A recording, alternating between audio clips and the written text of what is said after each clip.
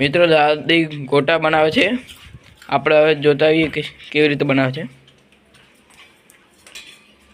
દાદી તમે કેવી રીતે બનાવો છો? પેલી નાસી મેથી ને પેલી નાસી કોથમીર ને મરચાં.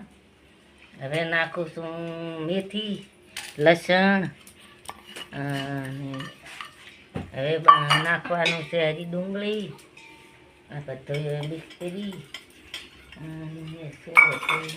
મિક્સ કરી ખારો નાખેલો બધો બરાબર. એમાં બેસન છે છોટો પોણીનો પાડી અને હવે નાખું છું હું બેસન બરાબર.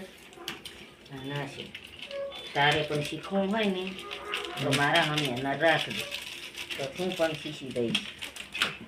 તાકી રહેતી હો હું બનાવું એમાં જોઈ જેવું બનાવું છું કેવા મસ્ત બેટા બનાવું તમે જોતા રહી જશો. ખાવાવાળા ખાતા રહી જશે, જોવાવાળા જોતા રહી જશે.